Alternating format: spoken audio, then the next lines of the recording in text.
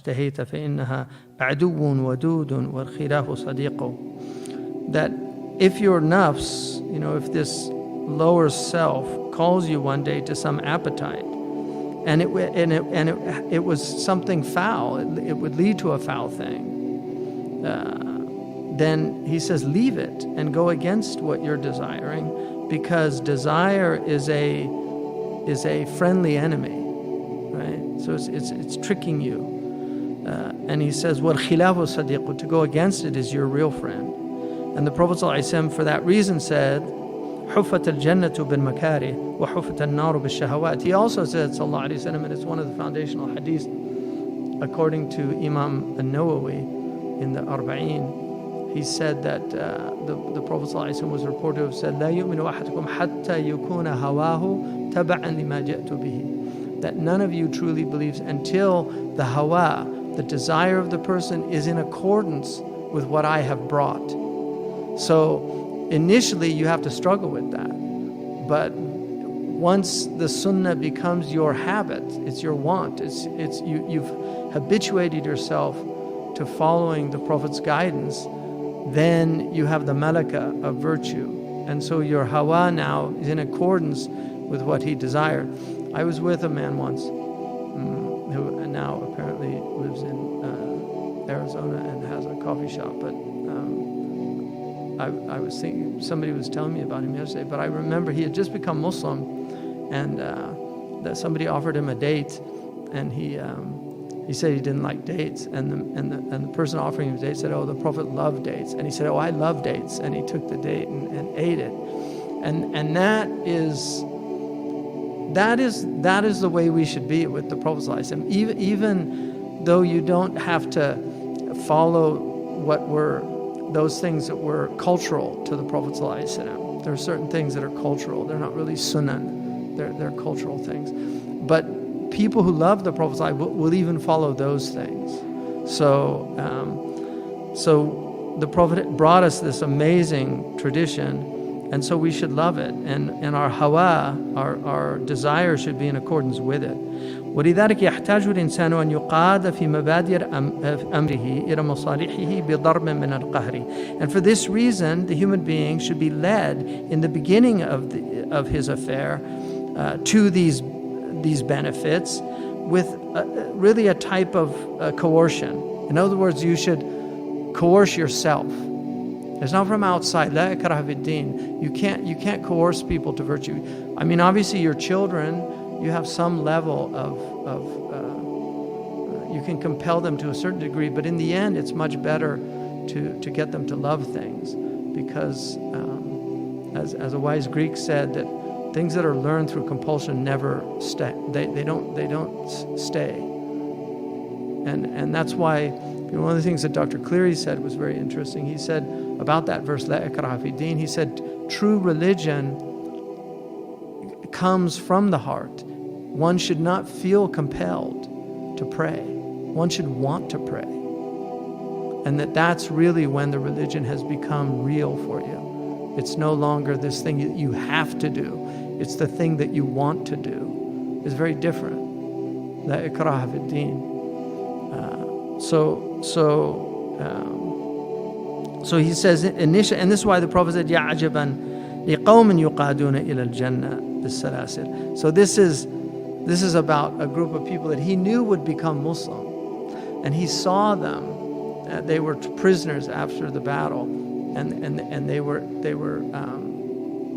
not tied up, and he laughed when he saw them. I mean, and the Prophet did not laugh qahqaha. The Arabs call it qahqaha, yuqahqihu, like ha ha ha.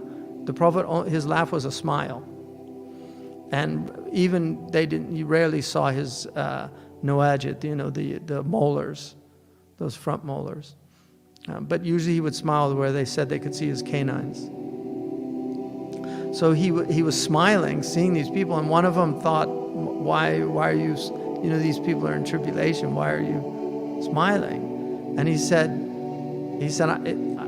ajaban, like it's wondrous to see people that are being taken to paradise in chains, because he knew they would become Muslim. So even though they were opposing him then, he knew that they would become Muslim. And so he just saw that. And that's why Ibn Ata'illah, one of the things he says in the Hikam, he says that if you don't come to Allah with ihsan, right, then He will bring you with salasil al-imtihan, the chains of tribulation. Like if you don't go to Him from His ihsan, He will give you tribulations in your life to drive you to Him. So it's always better to go from His ihsan, like because His ihsan is so immense, and just out of gratitude.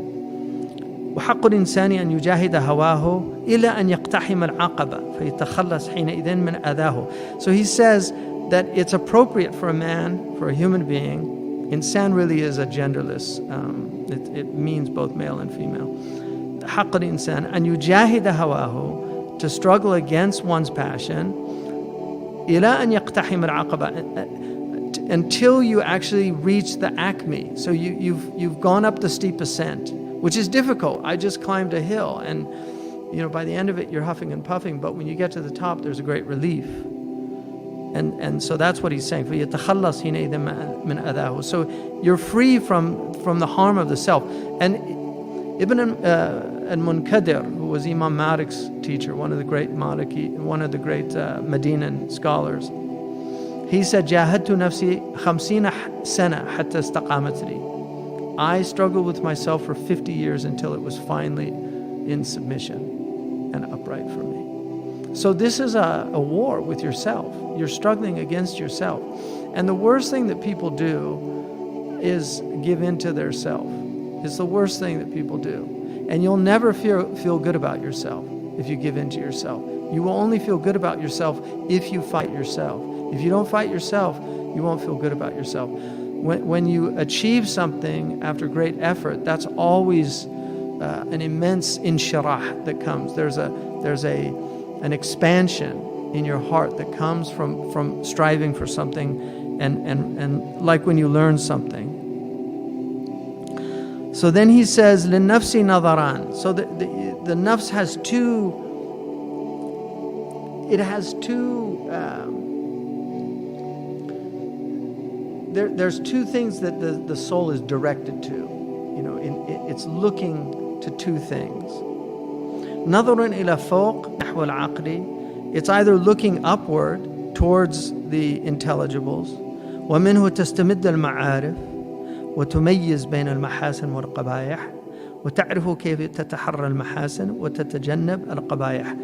And from that, it's able to master, draw from these sciences and knowledges, and also distinguish between what is good and what is evil, what's ugly and what is beautiful, and then also to know how to seek what's beneficial and to avoid what's harmful, to seek what's beautiful, to avoid what's ugly, to seek what's virtuous and to avoid what's vicious. So and then the second perspective, إلى تحت نحو الهواء. It's looking at down. So it's a downward. One's looking upward, one's looking downward.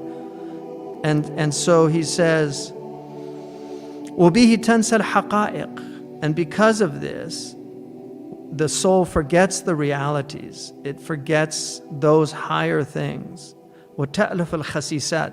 And it will become accustomed to contemptible things, to low things, things that are unworthy of our nature.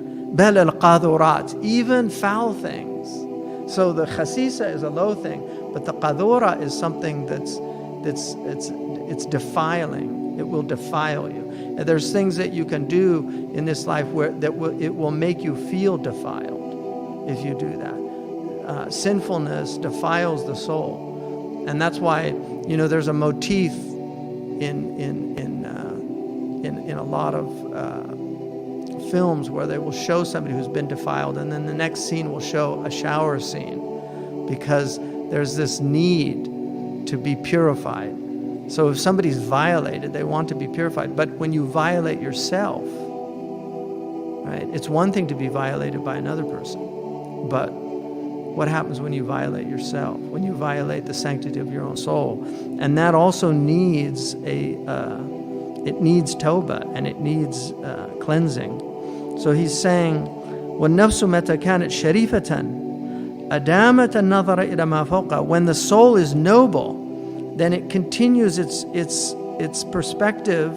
It's looking always to what's above it, كما ذكرنا. وَلَا تَنْظُرُ إِلَى مَا دُونَهَا إِلَّا عِنْدَ الضَّرُورَةِ. And it will not look at what's beneath it except out of necessity.